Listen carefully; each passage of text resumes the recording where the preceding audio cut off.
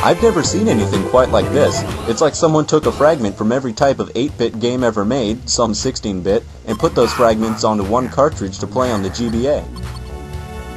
At first, this game looks and sounds incredibly stupid, but it's actually quite entertaining. It's really easy to get the hang of, but the challenge is always there, ready to match your skill level. First off, you select a stage which is themed after a certain character, along with their preferred genre. If you're doing this for the first time, you'll watch a short introduction to that character's story. After that, the micro-sized mini-games will begin. Let's call them micro-games, as they are too small to be called mini-games. The game gives you a short time to complete each micro-game, and these challenges are randomly thrown at you. For example, there are micro-games like Avoid, where you are a car which must avoid rolling balls which can crush you. If you are still alive when the time runs out, you win. Each micro-game is timed for about 4 seconds. Another is Hide, where you must press down on the D-pad to pull down Wario's shirt and cover his exposed belly. Don't hold down too much though, or Wario's shirt will rip and you'll automatically fail. There's a lot of different microgames, and most of them can vary in design, shape, or difficulty level. Therefore, going through the same stage a second time may feel a lot different than it did the first time. Now, after advancing through a high enough number of microgames in the stage, you'll come to a boss microgame which lasts longer than a few seconds, and might even be big enough to be called a minigame. Once the boss is defeated, new stages will be open just waiting for you to complete them. And every now and then, actual minigames based on the microgames will be unlocked.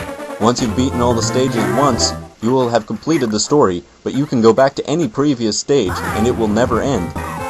The stage will get harder, and then keep on getting faster and faster until you lose all your lives. That, combined with the randomized microgame order and variables within the microgames themselves, gives this game more than enough replay value to keep most people entertained for a long while.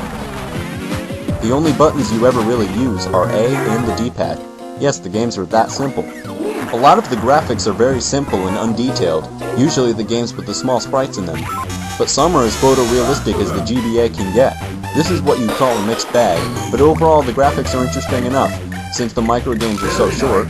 A lot of good graphics can be found in Dr. Krygor's Toilet Bowl stage, while old school games along with old school graphics are found in 9Volt's Game Boy stage. I was pleased for the most part, but I do wish some of the microgames or boss games had nicer graphics.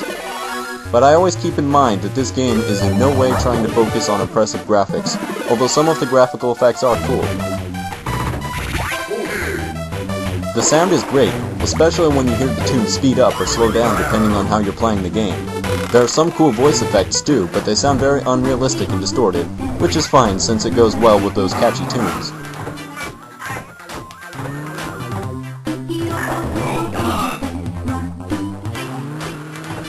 WarioWare is a surprisingly satisfying game which will keep you coming back for more. I love the silly randomness this game has to offer. This game also delivers a few laughs due to its goofy style and interesting scenarios. If you want something off the wall, wacky, and of good quality, this is a good choice. It's a game that's worth your time and money.